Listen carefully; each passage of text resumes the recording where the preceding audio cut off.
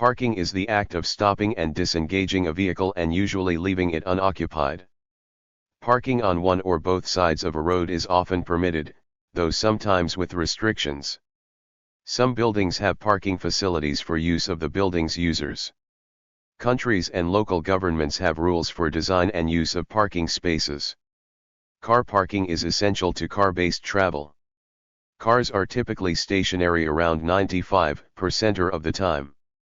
The availability and price of car parking may support car dependency. Significant amounts of urban land are devoted to car parking. In many North American city centers, half or more of all land is devoted to car parking. Parking facilities can be divided into public parking and private parking. Public parking is managed by local government authorities and available for all members of the public to drive to and park in. Private parking is owned by a private entity. It may be available for use by the public or restricted to customers, employees, or residents. Such facilities may be on-street parking, located on the street, or off-street parking, located in a parking lot or parking garage. On-street parking can come in the form of curbside or central parking. Curbside parking may be parallel, angled or perpendicular parking. Parallel parking is often considered a complicated maneuver for drivers, however uses the least road width. On-street parking can act as inexpensive traffic calming by reducing the effective width of the street. On-street parking may be restricted for a number of reasons. Restrictions could include weighting prohibitions, which ban parking in certain areas, time restrictions, requirements to pay, e.g. at a parking meter or using a pay-by-phone facility, or a permit zone, restricting parking to permit holders, often residents, only. Parking restrictions may be applied across a whole zone using a controlled parking zone or similar. On-street parking is often criticized for being a bad use of high-value public space, especially where parking is free. In some cities, authorities have replaced parking spaces with parklets. Parking lots, or car parks, generally come in either a structured or surface regime. Structured regimes are buildings in which vehicles can be parked, including multi-story parking garages, underground parking, or a hybrid of the two. Such structures may be incorporated into a wider structure. In the U.S., after the first public parking garage for motor vehicles was opened in Boston, May 24, 1898, livery stables in urban centers began to be converted into garages. In cities of the eastern U.S., many former livery stables, with lifts for carriages, continue to operate as garages today. Surface regimes involve using a clear lot to provide a single level of parking. This may be a standalone car park or located around a building. There is a wide international vocabulary for multi-story parking garages. In the Midwestern United States, they are known as parking ramp. In the United Kingdom, they are known as multi-story car parks. In the Western US, they are called parking structures. In New Zealand, they are known as parking buildings. In Canada and South Africa, they are known as parkades. Fringe parking is an area for parking usually located outside the central business district and most often used by suburban residents who work or shop downtown. Park and ride is a concept of parking whereby people drive or cycle to a car park away from their destination and use public transport or another form of transport, such as bicycle hire schemes, to complete their journey. This is done to reduce the amount of traffic congestion and the need for parking in city centers and to connect more people to public transport networks who may not be otherwise. Bicycle parking. Parking lots specifically for bicycles are becoming more prevalent in many countries. These may include bicycle parking racks and locks, as well as more modern technologies for security and convenience. For instance, one bicycle parking lot in Tokyo has an automated parking system. Certain parking lots or garages may contain parking facilities for other vehicles, such as bicycle parking. Underneath Utrecht Central Station, there is a 3-story underground bicycle park which can store 12,656 bicycles. Types of parking. In addition to basic car parking, variations of serviced parking types exist. Common serviced parking types are carport, open-air single-level covered parking, valet parking, meet and greet parking, park and fly parking, peer-to-peer shared parking.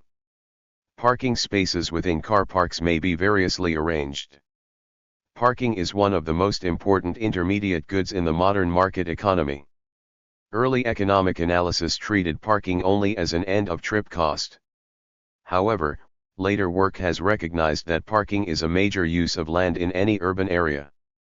According to the International Parking Institute, parking is a $25 billion industry and plays a pivotal role in transportation, building design, quality of life and environmental issues. Annual parking revenue in the U.S. alone is $10 billion.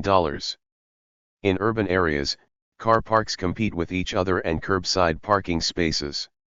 Drivers do not want to walk far from where they have parked, giving car parks local monopoly power. Urban parking spaces can have a high value where the price of land is high. In the graph to the right or below, the value above the line represents the out-of-pocket cost per trip, per person for each mode of transportation. The value below the line shows subsidies, environmental impact, social and indirect costs.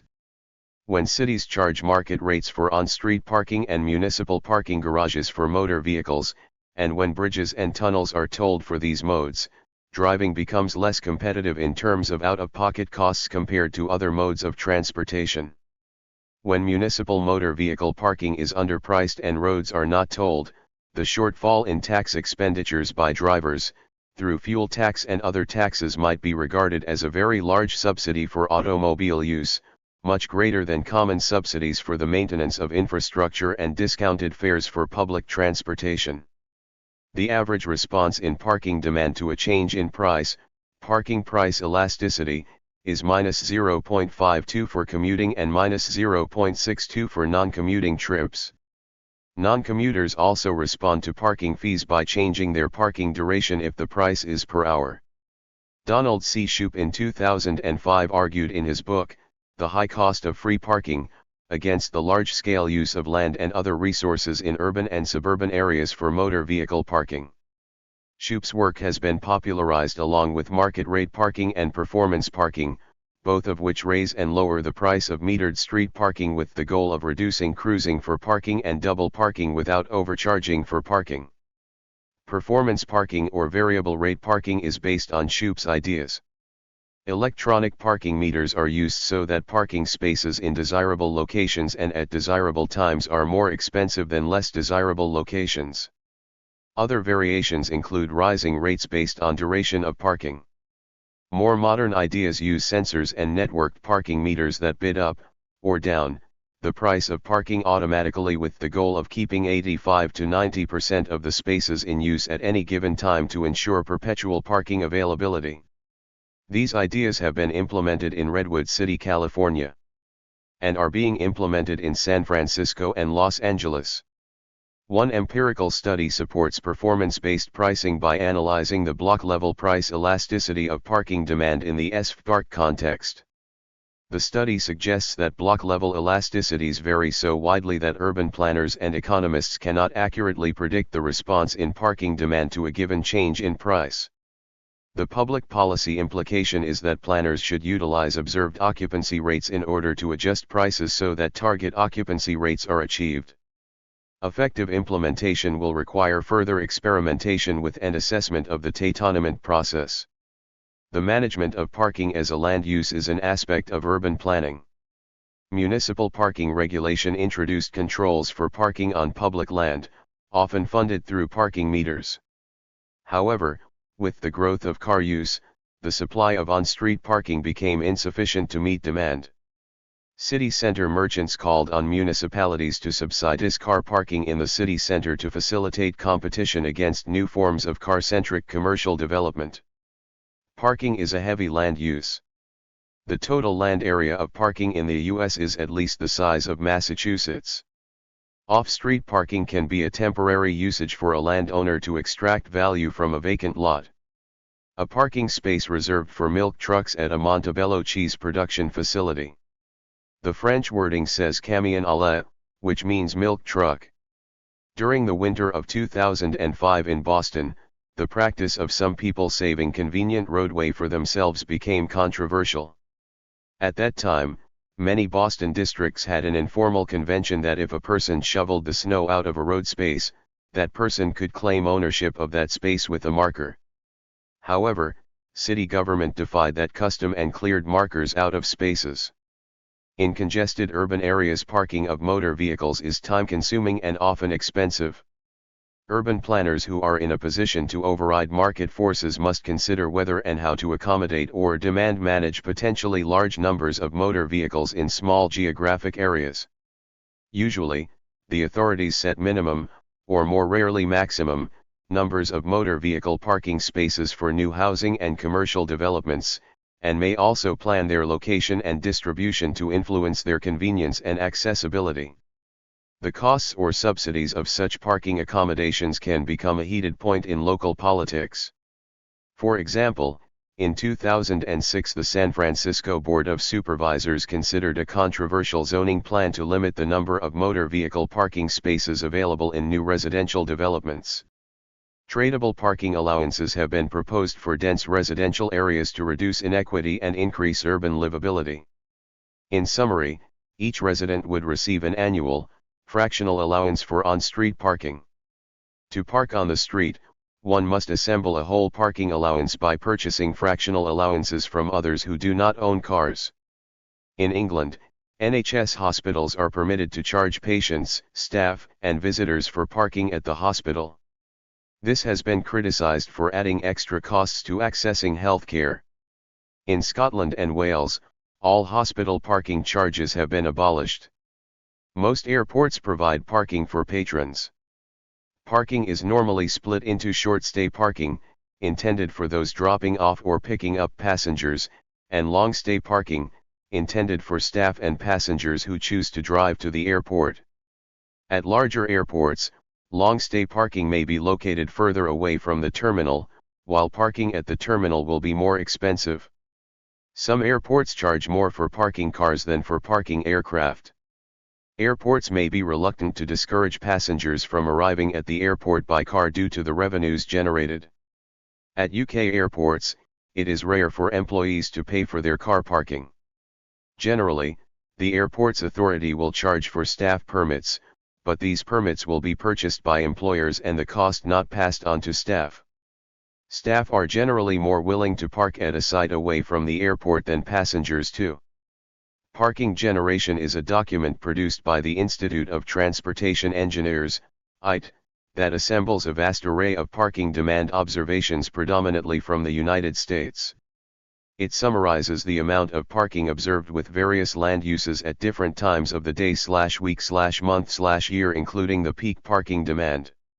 While it has been assailed by some planners for lack of data in urban settings, it stands as the single largest accumulation of actual parking demand data related to land use. Anyone can submit parking demand data for inclusion.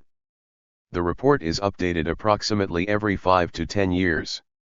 When the supply of curbside parking in a particular area is less than the demand for parking, a phenomenon known as cruising occurs, where drivers drive on streets in search of a parking space. It can also occur where there is supply of curbside space, but parking restriction or payment costs discourage drivers from parking there. Cruising is an economic decision, with the cost of parking dominant in determining cruising behavior. This is grounded in the principle that drivers will only cruise if the cost of cruising is lower than the savings of not parking in available chargeable spaces. Drivers are more likely to cruise if on-street parking is cheaper than off-street parking, the costs of fuel are cheap, the driver wishes to park for longer, the driver is alone in the car and the driver's time is not valuable to them. Cruising can be diminished if the cost of on-street parking is set equal to the cost of off-street parking. Automated parking guidance systems present drivers with dynamic information on parking within controlled areas, like parking garages and parking lots. The systems combine traffic monitoring, communication, processing and variable message sign technologies to provide the service. Mobile apps and parking booking platforms that help drivers find parking take different approaches have emerged. Some connected cars have mobile apps associated with the in-car system, that can locate the car or indicate the last place it was parked. Cars with InterNavi communicate to each other indicating recently vacated spots. San Francisco uses a system called SFPark, which has sensors embedded in the roadway. It allows drivers to find parking via mobile app, website, or SMS, and includes smart parking meters and garages that use variable pricing based on time and location to keep approximately 15% of parking spaces open.